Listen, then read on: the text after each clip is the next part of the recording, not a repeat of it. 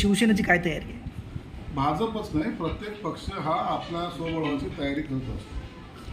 म्हणून भाजपने काही वेगळं केलं असं समजण्याचं काहीच कारण नाही. आम्ही सुद्धा तयारी करतोय, आमची तयारी आहे.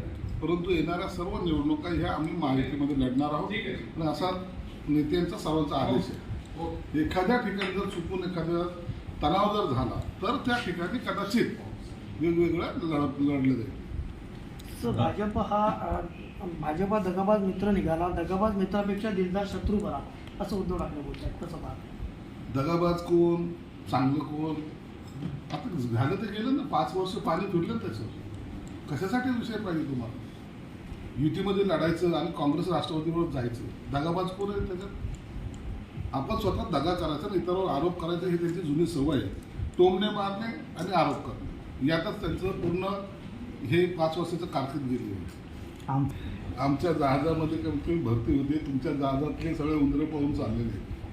त्यांच्याकडे लक्ष द्या. आपल्या जहाजाला पडलेलं भोग बुजवण्याचा प्रयत्न करा. आणि आता काही दिवसांतर तुम्हाला कळेल की ते आपल्याकडे कोण आहे. मग पुन्हा माझे कुटुंब, माझी जबाबदारी. सर, संजय राउत ने कहा है कि उनकी किताब में कहा है कि अगर मैं ज़्यादा लिखता हूँ किताब में तो बवाल हो जाएगा.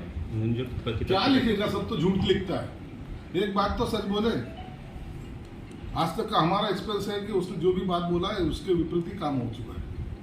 और हम जानते हैं, हम कल के आए नहीं है. हम 42 साल से पार्टी का काम करते हैं, इसलिए हमको अच्छी तरह से मालूम है झूठ क्या कहाँ कौन सा बोला जाता है, सच कहाँ बोला जाता है. इसलिए उन्होंने जो भी आज तक किया है झूठ की राजनीति की है. और झूठ की राजनीति पे आज उन्होंने खुद की सिर्फ स्टेटस बनाने का कोशिश किया. इसकी वजह से आज उबाटा गट की ये हालत हो चुकी है. सर, शेवटी उद्धव ठाकरे असेही म्हणतात की देशावर जर संकट आलं तर आम्ही पंतप्रधानासोबत राहू. आता आणखीन संकट याचं बाकीच होतं का? वाट पाहतात का संकटाची? जेव्हा संकट आलं त्या टायमाला तुम्ही खंबीरपणे उभं राहायला पाहिजे. परंतु तुम्हाला लोकसभेमध्ये जे काही मतदान झालं होतं, तुम्हाला वाटलं की आता जर पाकिस्तानच्या विरोधात बोललो तर आपल्या मतावर परिणाम होईल. आणि ही जी मताची बेरीज करायचा प्रयत्न केला त्याचा परिणाम तुम्हाला आयुष्यात भोगावा लागेल.